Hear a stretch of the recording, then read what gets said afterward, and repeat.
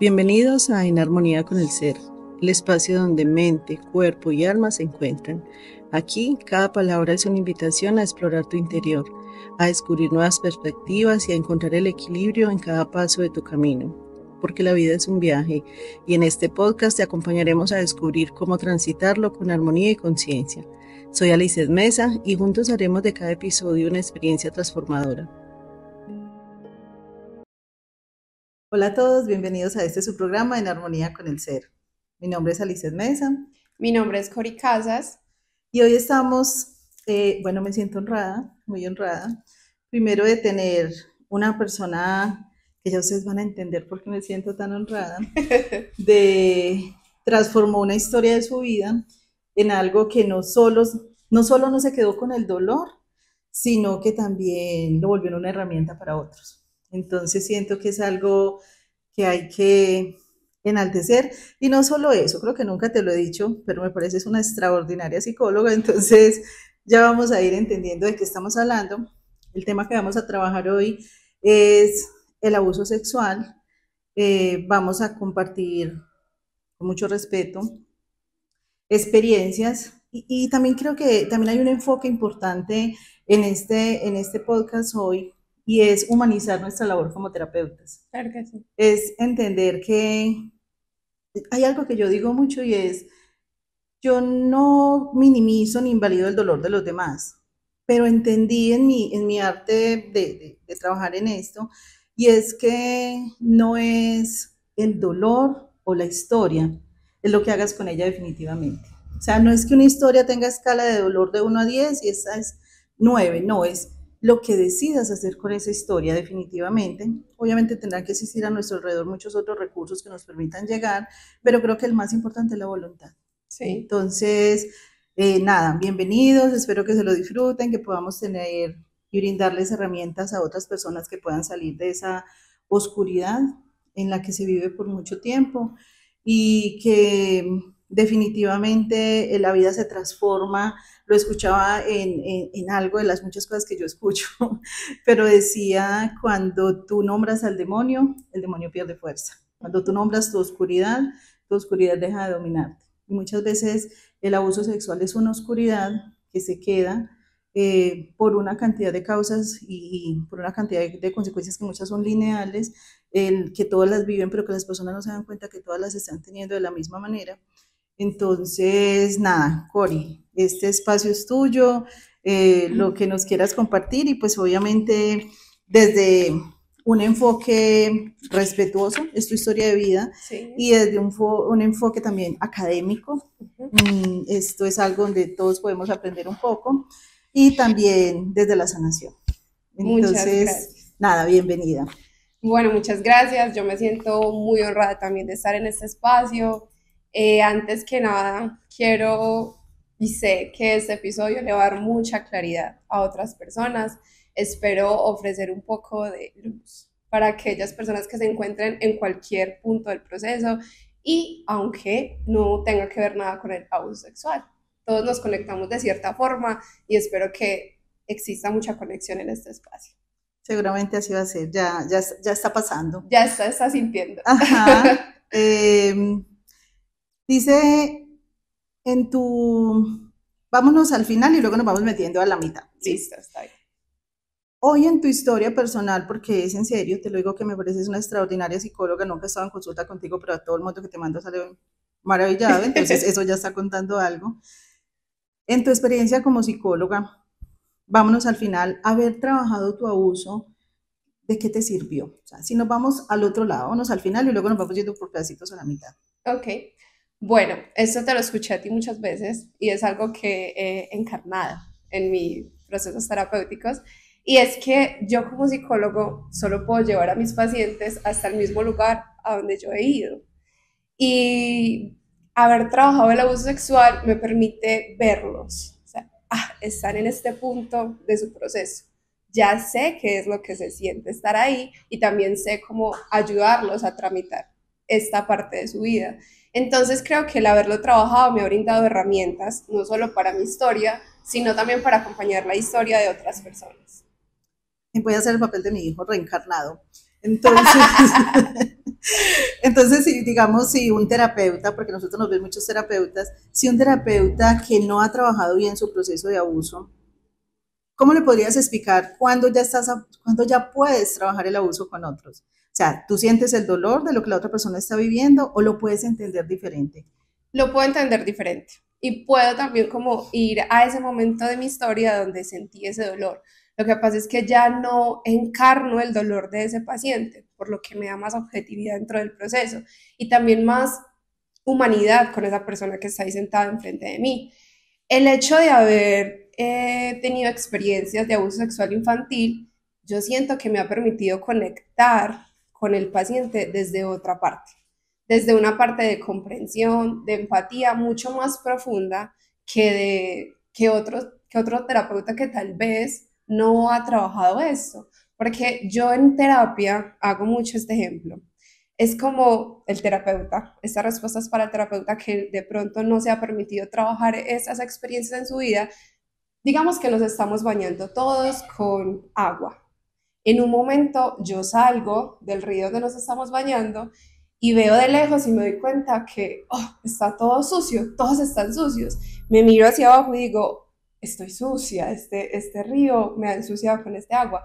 Entonces voy y le digo a la persona, a las personas que se están bañando conmigo como, oye, el agua está sucia, pero las personas no lo van a poder ver. Y yo solo pude verlo cuando me alejé, me permití entrar en mí, mirarme hacia adentro y decir, está sucia. Entonces ya puedo ir con mayor facilidad allá al río y poderlas traer de una forma más empática. Qué bonita esa metáfora. Y con esa metáfora me voy a la siguiente pregunta y es, ¿cuál es el daño que vive el niño? ¿Cuál es o sea, como, cuál es el paso a paso? ¿Cómo es que se daña el vínculo? ¿Cómo tú yo hoy desde afuera del río, cuando te estabas bañando en el río te lo veías igual, pero cómo hoy desde afuera del río hoy tú puedes decir, claro, están en el río. No sé, se están culpando, esta es la conducta, es decir, cuáles son esas conductas externas que nosotros podemos ver, identificar y decir, aquí hubo un abuso sexual. Las señales. Sí. Bueno, las señales para mí son muy claras cuando la veo en otros pacientes y también en otras personas y es como todavía hay una relación con el abuso. No precisamente desde la parte sexual, pero sí como hay una relación con el abuso en otras áreas de su vida. Entonces, por ejemplo, en el momento en el que yo lo hice consciente, que fue yendo a terapia y no fue por este motivo que fui a terapia, es como que ahora miro hacia atrás y los puntos se unen. Los puntos se unen y yo digo, listo. Empezó con un abuso, una relación abusiva con el alimento. Entonces, a mis 14 años empecé a tener atracones y luego a incitar el vómito. Entonces yo, por ejemplo, también lo puedo ver en mis pacientes cuando llegan diciéndome, tengo un problema con la comida y a la misma vez tiene una relación abusiva y a la misma vez tiene un trabajo donde también es abusivo a nivel de pago, a nivel de horas extras. Entonces yo veo cómo continúa ese adulto relacionándose con el abuso y eso es una señal muy clara de que posiblemente en esa historia ocurrió un abuso sexual. Voy a conectar esto con lo que estás diciendo, Cori, y es antes de que ya vamos a ir a ese paso a paso que tú ya en el momento que te sientas no los puedes contar, y es el de, yo le digo a las personas, una persona me dice, yo le pregunto en su discurso, obviamente, ¿tú fuiste abusado? Y me dice, no, y es en serio que no lo recuerdan. Sí. Me dice, no, yo no recuerdo haber sido abusado, porque aquí también vamos a hablar de otro tipo de abusos, hay Ujú, muchos tipos de abusos, exacto. no necesariamente dice, no, a mí no me abusaron, es que a mí solo me tocaron, o a mí me ponían a que tocara a la otra persona, no, eso es abuso igual. Es un niño que no tiene niveles de conciencia ni autonomía para poder tomar esa decisión. Yo les digo, mira, vas a resumir el abuso en todo lo que se haga por fuera de tu voluntad, consentimiento, deseo. Todo eso es abusivo. Entonces, muchos de esos abusos también vienen de la forma como nos educaron. Ujú. Gritos, golpes. Entonces, ¿qué configura el niño? Ya no valgo. Y si yo ya no valgo porque hay gritos, golpes, me dejan solo, ¿cómo va a venir otra persona y toma parte de mí, de mi cuerpo, y yo voy a decir que eso no es normal? Si el mensaje ya venía de alguna manera como escrito. Sí, se había configurado ese abuso como se había normalizado. En mi vida se había normalizado el abuso. Y esto lo vemos muy claro en los pacientes, que inclusive cuando dices, ¿ocurrió algún tipo de abuso en tu vida? Yo también lo he hecho en terapia y me dicen, no. Pero luego, sesiones más, es como, sabes que sí, porque hay una parte del niño que lo niega. La negación es un mecanismo que el niño crea porque esta situación que está sucediendo es incomprensible. Yo cognitivamente no tengo las herramientas para comprender esto. Estoy en operaciones concretas. Entonces, cuando esto pasa, yo no entiendo, es confuso. En el abuso hay una dualidad importante, y es que se siente que está mal, pero a la misma vez se siente placer, porque se está generando una estimulación del cuerpo, se está sexualizando el cuerpo del niño. Entonces, esta dualidad lleva muchas veces inclusive a considerarlo como que no fue un abuso. Ujú. Y ya de adulto, con mayores herramientas cognitivas, tenemos un pensamiento más abstracto, podemos tener conocimiento de qué es el consentimiento, qué es el deseo, y que el niño en su momento pues no lo entendía, por ende no lo graba como un abuso sexual. Mira que eso que estás diciendo es así, yo no puedo decir que en el abuso existan pilares para, Uh porque -huh. cada quien llega y lo resuelve en el pedacito donde vaya, porque así no llega a terapia, eso ya le está obligando a poner nombre o lo está repitiendo, Sí, pero algo que estás diciendo es, yo lo explico desde las zonas erógenas. Las zonas erógenas son zonas erógenas desde siempre.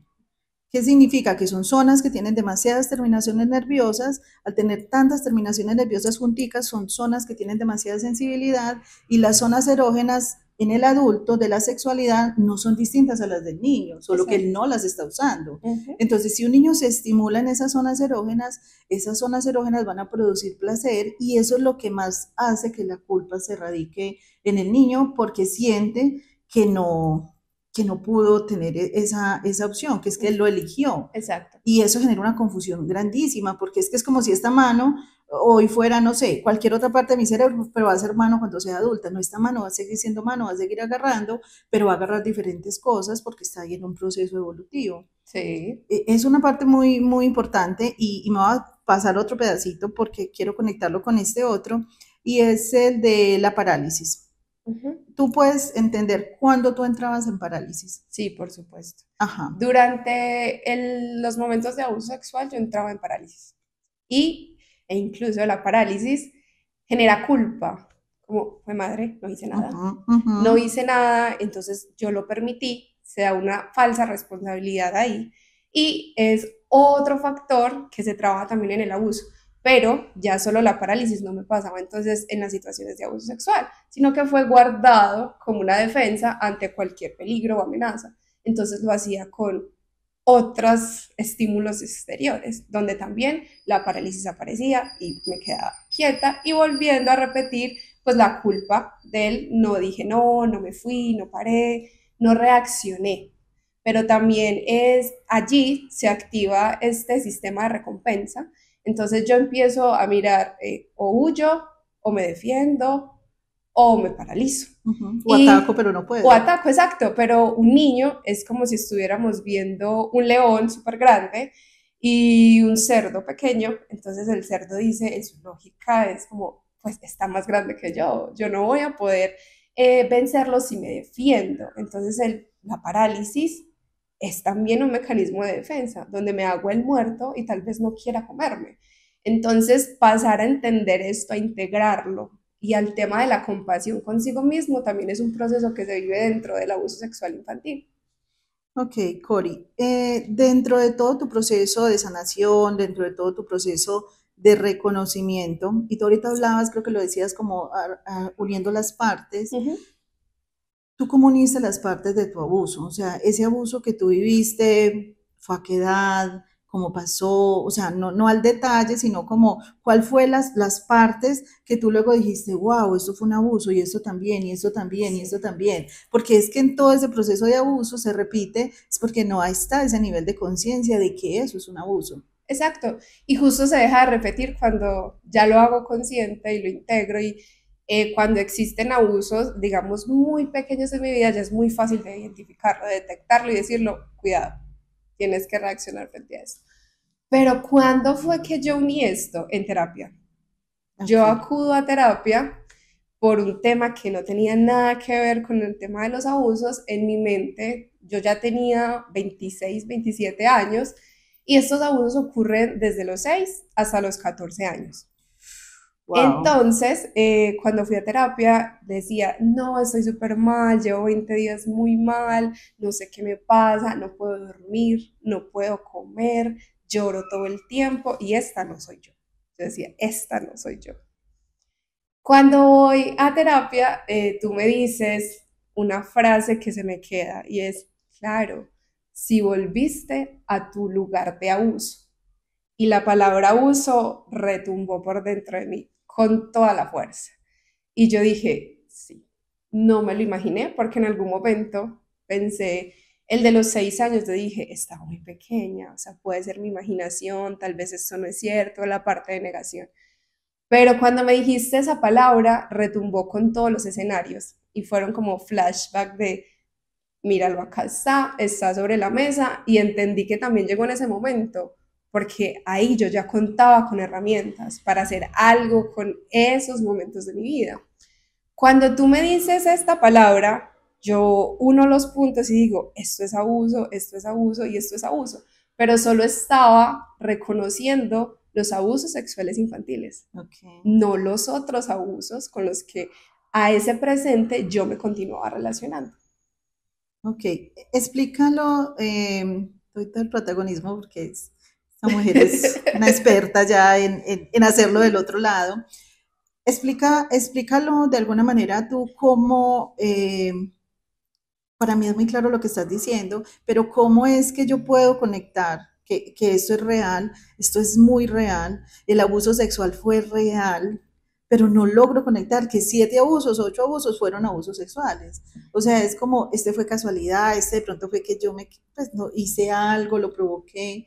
Entonces, bueno, entonces viene toda esa parte de estos abusos, pero cuando tú puedes como volverle a dar forma y como las personas que lo están viendo, lo están viviendo, ¿en dónde más se ven esos abusos? Tú ahorita lo decías, en el trabajo, todo eso, pero úneme las cadenitas. Entonces tú dijiste, ay, esto también es abuso, ay, esto también lo permito y es abuso. ¿Qué fue lo que tú encontraste? Listo. En mi historia fue muy claro, después de reconocer los abusos sexuales infantiles, cómo yo todavía continúo abusando de mí. Eh, Quiero primero decir que teóricamente es un frecuente ver en las víctimas de abuso sexual infantil que ocurre algo en su edad adulta y es la revictimización.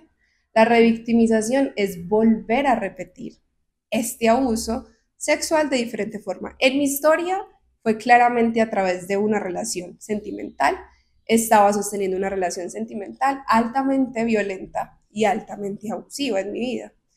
Esto por del lado de la relación sentimental. El tema del dinero era otro factor que era muy claro de que había abuso, como si no hubiera el valor del dinero. Ujú. Como si no hubiera el valor del dinero, entonces tenía trabajos mal pagos, trabajaba demasiado. Y en ese presente volteé a mirar como mi pasado y dije, claro, mira que este trabajo y este trabajo y este trabajo también tenían esos mismos patrones, seguía Ujú. siendo abusivo. Otra parte de mi historia creo que fue el tema en la adolescencia, la alimentación y también el abuso de sustancias. Fue un tema que se conectó muy fuerte allí y que yo quería ver cómo ahora en el presente se seguía repitiendo. Y lo que yo creía una herramienta protectora, que era el Ujú. deporte, se estaba empezando a convertir en una herramienta abusiva porque yo entrenaba demasiado, como si fuera una atleta Los de olímpicos primera esperaban. categoría y entrenaba demasiado y se estaba convirtiendo inclusive esa herramienta que me protegió por muchos años en una parte abusiva también de mi vida. Ok, Cori, con eso que tú dices, y como para compartirlo con todos, hay una grabación que el niño se hace y es no merezco nada. Uh -huh, Entonces, así tú trabajes muy duro para que te llegue algo, lo vas a destrozar cuando te llegue, exacto, porque no te lo mereces. porque no Entonces, lo sé recibir. es que no hay dónde. Si yo soy culpable, si yo fui quien provocó todo esto, claro, esto no me merezco absolutamente nada de lo que quiera hacer. Entonces podría ser la deportista olímpica, podría ser todo lo que fueras, pero finalmente una parte tuya la ibas a sabotear. O sea, es esto, prestenle atención a cuando ustedes estén llegando a un logro y al final lo quieran sabotear. ¿Qué hay detrás de todo eso? volvamos a entender que ese abuso se pudo haber vivido. Yo explico en terapia mucho que el abuso se configura de muchas maneras. Ejemplo, una persona me puede decir como yo nunca fui abusada sexualmente, estoy absolutamente segura, pero mis papás tenían sexo al lado mío. En el inconsciente del niño eso se configura como un abuso sexual igual, porque es una representación de no valor nuevamente. No hay un respeto para Exacto. mí, yo no entiendo esta información, yo no la conozco y no estoy en la edad de comprenderla, entonces también me representa un abuso sexual. Sí. Son muchas formas, entonces claro, yo vuelvo y yo digo, a mí no me abusaron, pero yo no me acordaba de que eso había pasado y entonces de alguna manera estoy generando algún tipo de sabotaje en mí. Bueno, aquí una parte, Cori, ¿qué papel juegan los padres en esto?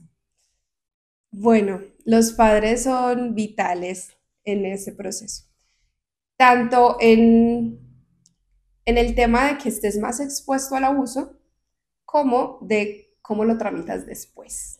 Ujú. Porque cuando existe también violencia dentro del hogar, cuando existen relaciones entre los padres violentas, ya se ha normalizado el abuso. Ya se ha normalizado que no hay límites entre mi cuerpo y el cuerpo de otra persona. Porque entonces si yo veo que estos dos padres míos se gritan, se agreden, no hay respeto en sus cuerpos, inconscientemente en ese momento que soy una esponja y todo lo absorbo, es como, ah, esto es normal. Es normal que me golpeen, es normal que transgredan mi cuerpo y que además los padres como herramientas protectoras deben generar un espacio de confianza, de yo puedo con esta situación que te está pasando. Y si esto no se genera, no hay espacios para comunicar el evento abusivo que estás pasando. Entonces, muy fácilmente quedas expuesto a que vuelva y suceda. Ok, yo voy a ir digamos, a un lugar en el que yo ya puedo ver hoy las cosas diferente, en terapia sobre todo, y es que había una parte de que le costaba reconocer, a ver, ¿cómo la puedo explicar? Es como si yo fui abusado, mis padres también fueron abusados. Sí, De alguna manera fueron abusados. O sea, fue tan normal dejarme expuesto que era que ellos también habían sido expuestos. claro. ¿Sí? Entonces, aquí hay una parte muy importante y es que para sanar el abuso no necesitamos culpables. Ujú, Sí, necesitamos protección, pero en el orden que corresponde, que exacto. mamá, papá me protejan, porque viene la otra parte que no es triste, pero no es escasa en terapia, de hecho es muy abundante, y es los padres que dicen 4 años a los 14, ¿te gustó? Exacto. ¿Sí? Sí. Tú lo permitiste, te gustó. Ujú. Entonces, cómo ves tú eso? ¿A ti te hacen esa devolución? O los papás te pueden decir eso, porque yo era de las que tenía niñas de psiquiatría y le decía como, vengan los papás, vengan, métanse ustedes en esta historia. Sí, total, hay que incluirlos. Porque yo no le puedo dar herramientas a una persona que usted cuando llega a la casa le va a cuestionar su dolor. Entonces, venga, incluyase en este proceso y venga, edúquese en este proceso. Aquí no estamos buscando culpables, aquí estamos buscando soluciones. Ujú. Entonces, ¿cómo ves tú eso de qué hacen los padres con eso? O sea, es tanta la desinformación, es tanto el tabú que tiene el abuso sexual, que por eso se sostiene, que ahorita, qué rico que lo que volviéramos normal es poder hablar de él. Exacto, es que cuando tú dices que cuando yo estaba hablando de la violencia en casa es porque estos padres también tienen normalizada la violencia hacia sí mismos. O sea, ellos también han sido víctimas de abuso. Entonces, cuando se acude a ellos, pues tampoco tienen herramientas para ayudarte. ¿Qué herramientas van a tener si tú misma estás viendo que no las tienen? Entonces, el educarse y el sanar sus propias heridas desde los padres es muy importante, porque cuando tú dices, ven, o sea, ven, llámalos y hagamos terapia familiar todos, es porque, ¿qué te está mostrando esto de tu hijo? ¿Qué te está mostrando esto que tu hijo te está diciendo, que tú le estás diciendo que te gustó? O sea, ¿con qué parte de esa historia estás conectando? Y tú como padre tampoco la has podido trascender. Y lo más fácil es decir, eres la responsable, porque no sé cómo lidiar con esto. No Ujú. tengo los conocimientos, no tengo las herramientas, a mí también me pasó. Tengo miedo. Exacto, y para mí fue más fácil decir, yo lo provoqué. Ujú. Entonces, como yo lo provoqué, tú también lo provocaste y dejémoslo ahí. No lo trabajemos. Duele mucho enfrentarse al sufrimiento de aceptarlo. para los padres es igual. También duele aceptar que uno, sus hijos están pasando por experiencias de abuso sexual y dos, que tal vez ellos también lo pasaron. ¿Cómo podrías tú recomendarle a los padres o a las personas que nos están viendo cómo se podrían manejar los dos casos? ¿Cómo se puede manejar? Porque entonces una persona dice, ah, no, entonces yo no puedo sanar porque a mi mamá no le puede decir nada. No, y mi mamá a terapia no va a ir. ¿Cómo podríamos mostrarles que sí hay salida en los dos casos? Sí, mira, a mí me sirvió mucho la escritura. Cuando yo escribía, podía como no ponerle sesgo, no ponerle absolutamente ninguna barrera a lo que salía. Salían conflictos inconscientes que cuando yo los empezaba a ver en mí, pues también los veía en mi mamá. Pero no con la necesidad de que mi mamá fuera y dijera, ay, yo también lo estoy viendo y necesito sanarlo. Inclusive eso es otro proceso que se lleva y es el de tú estás trabajando en tu herida. Eso no quiere decir que tu mamá también va a trabajarla como tú, la va a trascender como tú, porque todos tenemos herramientas psicológicas diferentes y tenemos momentos de la vida diferentes para tramitar lo que sea que nos pasó. Entonces siento yo que desde el respeto y desde la compasión conmigo misma y con el otro, puedo trascender esta historia mía y tal vez también de mis padres seguramente. Ok, mira, hay algo con eso que estás diciendo y es yo algo que les digo mucho en terapia, si te duele es tuyo, si te da rabia es tuyo, si te incomoda es tuyo. Por más que le digas al otro que se mueva de ahí, a ti te va a seguir incomodando. Sí. Entonces, toca volverlo a gestionar dentro de ti. Entonces, no, yo creo que he movido la palabra difícil y la he cambiado por posible, para no decir que es fácil, porque sería respetar el proceso del otro, pero es posible que puedas entender y dimensionar que te puedes hacer cargo de esa historia.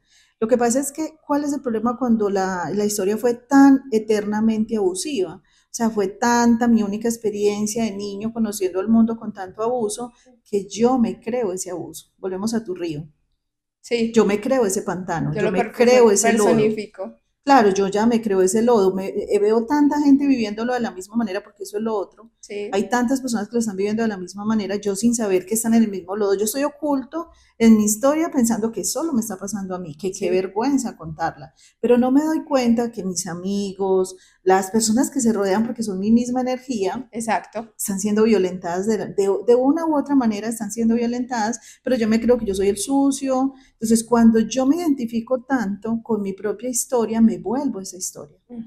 Y cuando yo me vuelvo esa historia, también me vuelvo abusivo. Sí, también me paro en la posición de abusador, porque lo he encarnado el lodo, entonces ahora también para no sentir que otra persona me está tirando lodo, entonces yo voy a hacer el lodo, que se los tiro a todos.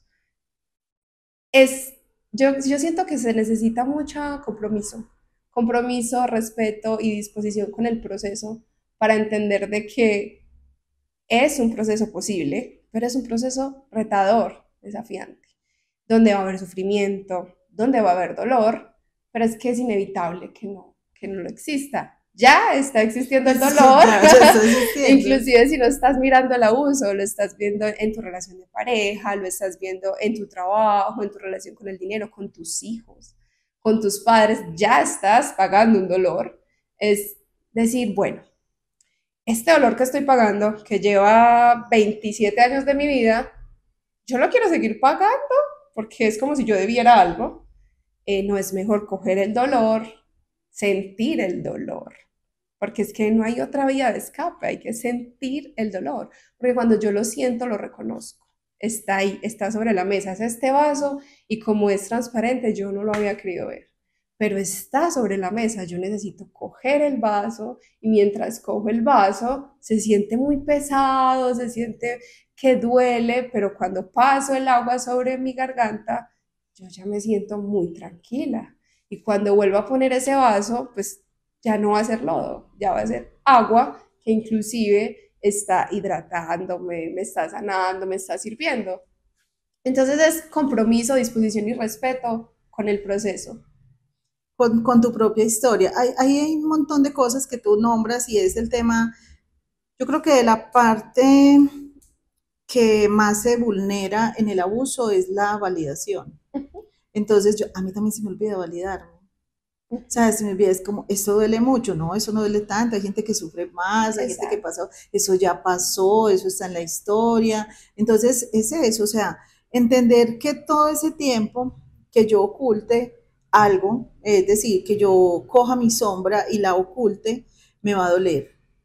Y cómo hoy desde este lado poder decirle a las personas como, mira, pero cuando tú aprendes a integrar tu sombra, no es a olvidarla, no es a llevarla por allá a un lugar donde no existe, sino a integrarla. ¿Y qué es integrarla? Tú hoy estás cogiendo esta historia y la estás convirtiendo en una herramienta, Sí, pero la historia es la misma. sí, no cambia. Pero dijiste algo muy importante que veo mucho en terapia y es el tema de validar. Hay personas que se sienten culpables porque, no sé, conocen otras historias y dicen, ah, la mía no fue para tanto y yo no he podido superar esto, como no voy a poder hacerlo. Están invalidando su dolor comparándolo con el dolor de otra persona y pues no tiene sentido porque es subjetivo. Tu historia de vida es diferente a su historia de vida. Los factores protectores de esta persona pudieron ser diferentes a los tuyos. Entonces es tener mucha comprensión de sí mismo y respetar los momentos, porque a veces duele tanto que quiero que sea ya, ya, ya, muy rápido, muy rápido. Uh -huh, Entonces empiezo o a adelantar el proceso que de nuevo es como volver a ocultarlo. uh -huh. Sí, es como, sí, sí, sí pasó, pero no, ya no hablemos de eso, yo ya eso lo tengo muy claro. Sí, yo ya lo tengo muy solucionado, lo tengo muy resuelto. Ajá, y ese creerlo, tener resuelto es también, lo que tú dices es muy importante en el tema de la compasión, porque es eso, es que me estoy comprendiendo como nadie me comprendió en ese momento. Exacto. Y yo estoy esperando que pase, o sea, nosotros no sanamos como, bueno, sí y no, nosotros no sanamos como, o sea, es como una falacia, como una idea que yo me cuento. Mi papá me abandonó, cuando mi papá regrese por mí es que yo me voy a sanar.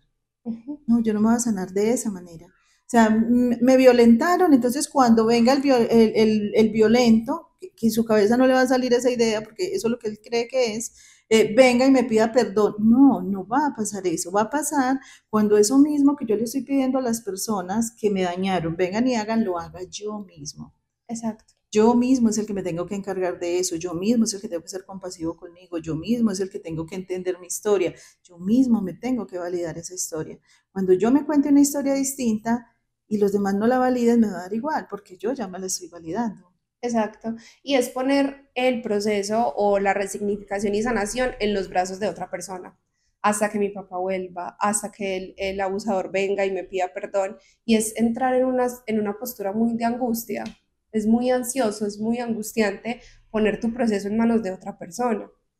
Y con esto sí quiero hablar un poco de la culpa, de cómo la culpa y la vergüenza aparecen mucho durante el tema del abuso sexual y también aparecen como un factor de un falso control. Si Ujú, yo soy responsable de este suceso, es decir, que yo lo controlo. Yo ujú. controlo de lo que yo fui responsable. Por eso tengo la culpa y la vergüenza sobre mí. Lo personifico en mi cuerpo y no lo veo como resultado de la experiencia, sino que las integro a mí, son mías, me pertenecen y son resultado de la experiencia traumática. Pero se convierten en una forma de castigo. Sí, O sea, es una forma de adherirte al síntoma, no exacto, de despegarte del síntoma. sí. Sí, es como, imaginémonos otra vez tu metáfora del pantano. ¿Cómo Sí, me quedo en el pantano? ¿Cómo me salgo del pantano? Con eso mismo que tú lo estás explicando.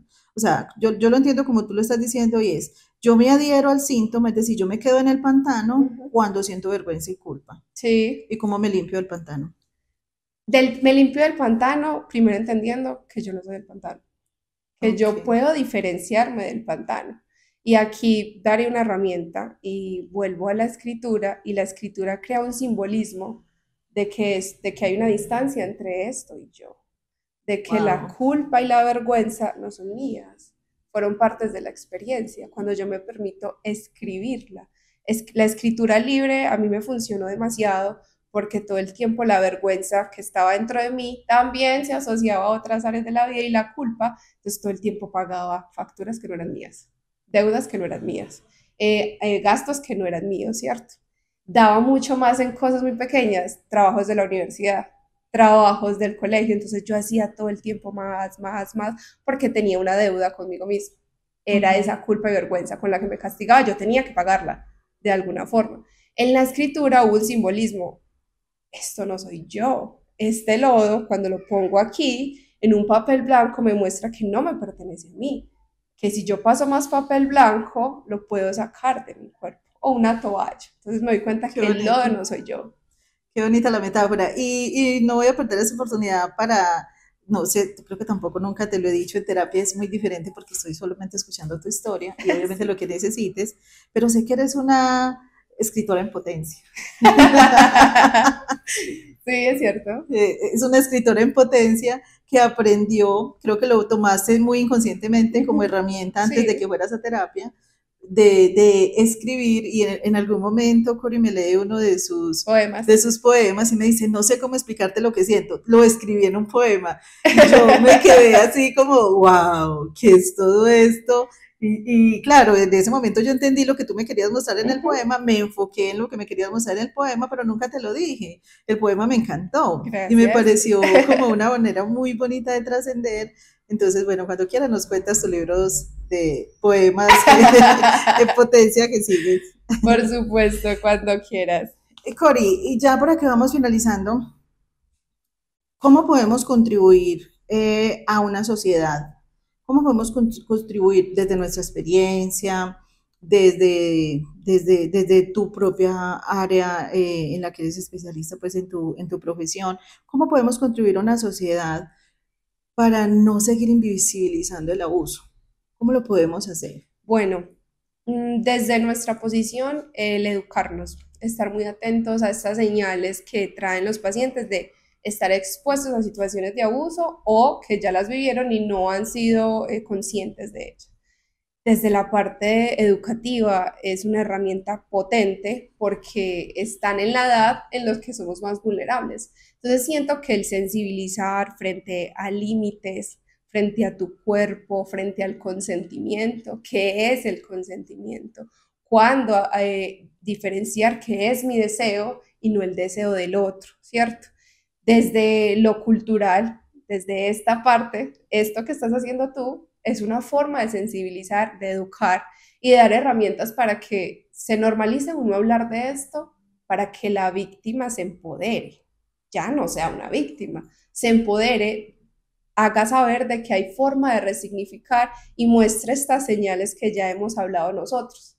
Desde la parte familiar, crear espacios donde se puedan compartir experiencias, porque también en el ámbito familiar se vuelven secretos, se vuelven lealtades familiares que los hijos no conocen y por vergüenza también. Pero si yo lo comparto con mi hijo, puedo mostrarle que hay una realidad, que esto existe, que no sea una sensación de le pasa al vecino, le pasa a personas de otro país, de que también puede pasarnos a nosotros. Entonces, si lo hablamos y lo expresamos cada vez más en todos los ámbitos educativos, del deporte, de la familia, en terapia, se puede sensibilizar más a las personas de existe, hay una forma de trascenderlo y hay una forma de evitarlo también. Ok, voy a cerrar con dos cositas que dices y es como dejar como resaltado el tema de, ¿cómo lo dijiste? La autorización, eh, El el consentimiento. consentimiento, del consentimiento, porque el consentimiento, y me resonó demasiado, porque el consentimiento no está ya en el niño, el consentimiento está en el adulto. Exacto. El adulto que está viviendo una sexualidad que no quiere vivir, la adulta que está viviendo una sexualidad que no quiere vivir, porque no es consciente de que ella puede autorizar o no autorizar lo que vive o lo que permite. Y la otra parte de los secretos, pues sí, eso es un tema bien importante, es de dejarlo de tener ahí guardadito. Bueno, el proceso de sanación es un proceso individual. Cada quien vive la experiencia de la manera como la pueda vivir. Ya Corey nos cuenta su experiencia desde escribir, ir a terapia y resolverlo, convertirlo en una herramienta para ayudar a otros, que me parece maravilloso, me encanta. Eh, si este tema resuena con cualquiera de ustedes, si hay alguien que está viviendo esta experiencia, compartan esta información, síganos aquí abajito, déjenos sus comentarios. Cori está en redes. eh, tú- Sí, tengo un proyecto que se llama El Diván, ahí subo contenido.